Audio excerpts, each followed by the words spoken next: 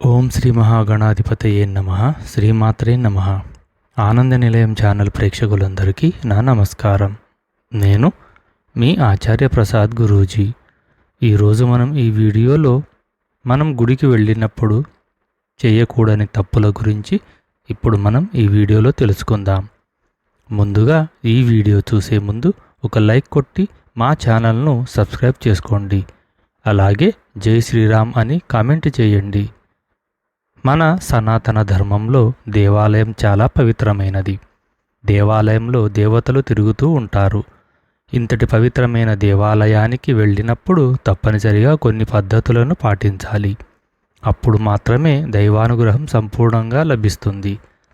దేవాలయంలో మనం తెలియక చేసే తప్పుల వల్ల దేవునికి ఆగ్రహం కలుగుతుంది.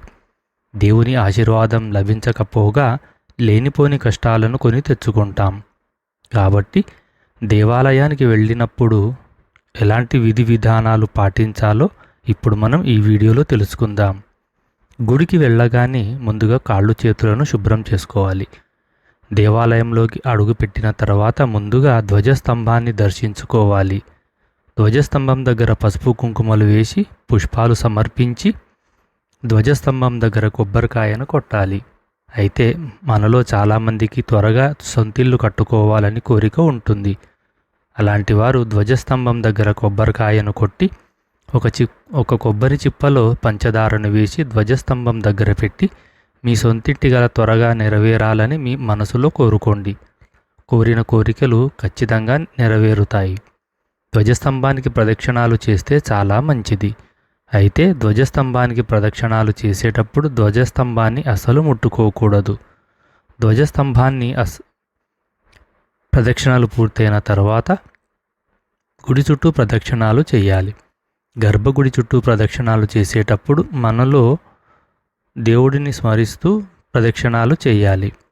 అయితే మనలో కొంతమంది గుడి చుట్టూ ప్రదక్షిణాలు చేసే సమయంలో గుడి వెనక భాగాన్ని చేతులతో ముట్టుకొని నమస్కారం చేసుకుంటారు. అయితే పొరపాటున కూడా గుడి వెనక భాగాన్ని అస్సలు ముట్టుకోకూడదు. ఎందుకంటే గర్భగుడి వెనక భాగంలో రాక్షసులు నివసిస్తారట. కాబట్టి గుడి వెనక భాగాన్ని ముట్టుకుంటే రాక్షసులను నిద్రలేపినట్టు అవుతుంది.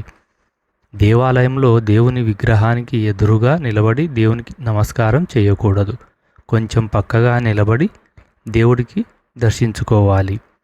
ఇక శివాలయానికి వెళ్ళిన భక్తులు శివాలయంలో ప్రదక్షిణాలు చేయకూడదు. శివాలయంలో కేవలం అర్ధ ప్రదక్షిణ చేయాలి. శివాలయానికి వెళ్ళిన వారు తప్పనిసరిగా విభూతి బొట్టు పెట్టుకోవాలి. విభూతిని ధరించిన వారికి జన్మల పాపాలన్నీ నశించి కోటి జన్మల పుణ్యఫలితం లభిస్తుంది. శివాలయంలో ఉన్న నందీశ్వరుడు మరియు శివలింగానికి మధ్య నుండి నడవరాదు. గుడికి వెళ్ళిన ప్రతి ఒక్కరూ తప్పనిసరిగా తలపైన శటగోపనం పెట్టించుకోవాలి. ఎందుకంటే శటగోపనం పైన విష్ణు పాదాలు ఉంటాయి. కాబట్టి తలపైన శటగోపనం పెట్టేటప్పుడు మీ మనసులో ఏదైనా కోరుకోండి. మీ కోరికలన్నీ నేరుగా విష్ణు పాదాల దగ్గరకు చేరుతాయి. దేవుని గుడిలో తీర్థం తీసుకునేటప్పుడు 3 సార్లు విడివిడిగా తీసుకోవాలి. అయితే కొంతమంది తీర్థం తీసుకోగానే ఎంగిలి చేతిని తలపైన రాసుకుంటారు. అయితే అలా అస్సలు చేయకూడదు.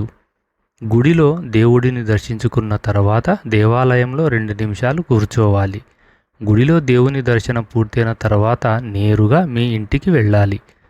గుడి నుండి నేరుగా మన ఇంటికి వెళ్తే మన ఇల్లంతా దైవశక్తులతో నిండిపోతుంది.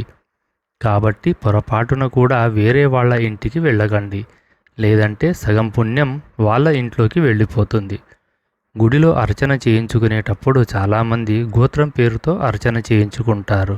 కానీ మీ గోత్రంతో పాటుగా మీ ఇంటి యొక్క పెద్ద నక్షత్రం పేరు కూడా చెప్పాలి. అప్పుడే మీరు చేయించే అర్చనలకు పుణ్యఫలితం లభిస్తుంది. గుడికి వెళ్ళిన వారిలో చాలామంది భక్తులు గుడిలో ఉన్న దేవుని విగ్రహాలను ముట్టుకొని నమస్కారం చేసుకుంటారు. కానీ పొరపాటున కూడా దేవుని విగ్రహాలను ముట్టుకోకూడదు. వేద మంత్రాలతో ప్రతిష్ఠించిన దేవుని విగ్రహాలను ముట్టుకుంటే దేవుని విగ్రహాలు అపవిత్రం అవుతాయి. కాబట్టి దేవాలయానికి వెళ్ళిన భక్తులు భక్తిపూర్వకంగా దేవుడిని దర్శించుకుంటే సరిపోతుంది. అంతేకాని దేవుని విగ్రహాలను మాత్రం ముట్టుకోకండి. ముఖ్యంగా పెళ్ళైన ఆడవారు ఆంజనేయ స్వామి విగ్రహాన్ని తాకకూడదు. ఆంజనేయ స్వామి బ్రహ్మచర్యుడు కాబట్టి మహిళలు తాకకూడదని నమ్మకం. అలాగే చాలామంది భక్తులు ఆంజనేయ స్వామి పాదాలను ముట్టుకుంటారు.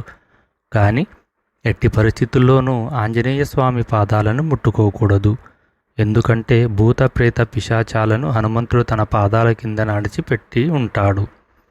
ఇక దేవాలయానికి వెళ్ళిన ప్రతి ఒక్కరూ తప్పనిసరిగా గంటను మోగించాలి. కుడి చేత్తో 3 సార్లు గంటను మోగించాలి. ఇక శ్రీ వెంకటేశ్వర స్వామి దేవాలయానికి వెళ్ళే భక్తులు స్వామివారికి ప్రీతికరమైన తులసీమాలను తీసుకెళ్ళండి. తులసీమాలను వెంకటేశ్వర స్వామికి సమర్పిస్తే ఆ వెంకటేశ్వర స్వామి ఆశీస్సులతో మన కుటుంబానికి చాలా మంచి జరుగుతుంది. దేవాలయంలో దేవునికి నమస్కారం చేసేటప్పుడు పురుషులు సాష్టాంగ నమస్కారం చేయాలి. స్త్రీలు మాత్రం మోకాళ్లపైన వంగి నుదురును నేలకు ఆనించి దేవునికి నమస్కారం చేసుకోవాలి. ఇక ఆడవారు పొరపాటున కూడా సాష్టాంగ నమస్కారం చేయకూడదు. దేవాలయానికి వెళ్ళేటప్పుడు సాంప్రదాయ వస్త్రాలను ధరించాలి. ముఖ్యంగా ఎరుపు రంగు వస్త్రాలను ధరిస్తే చాలా మంచిది. అలాగే దేవాలయంలో ఉన్న గోవును పూజిస్తే కోటి జన్మల పుణ్య ఫలితాన్ని పొందవచ్చు. గోమాతకు ఆహారం తినిపించిన, గోవుకు ప్రదక్షిణాలు చేసిన ముక్కోటి దేవతల ఆశీర్వాదం లభిస్తుంది.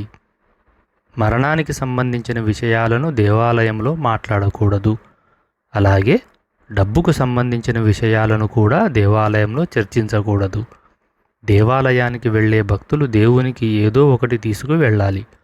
వట్టి చేతులతో దేవాలయానికి వెళ్ళకూడదు. దేవాలయంలో గట్టిగా మాట్లాడడం, గట్టిగా నవ్వడం చేయకూడదు. గుడిలో ప్రదక్షిణలు చేసేటప్పుడు ఎవరితోనూ మాట్లాడకూడదు. దేవాలయంలో ఆవలించడం లేదా తుమ్మడం అసలు చేయకూడదు. ఒకవేళ ఆవలింతలు వస్తే నోటిపైన చెయ్యి పెట్టుకోవాలి.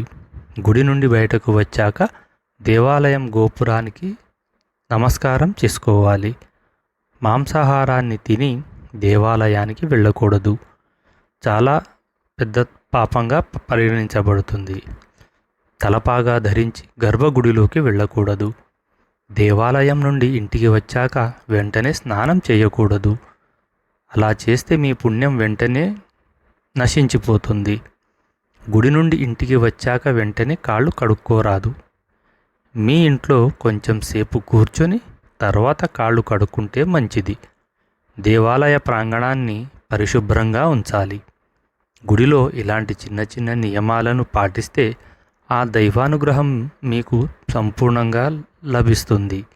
ఈ వీడియో గనక మీకు నచ్చినట్లయితే ఒక లైక్ కొట్టి మా ఛానల్ను సబ్స్క్రైబ్ చేసుకోండి. జై శ్రీరామ్.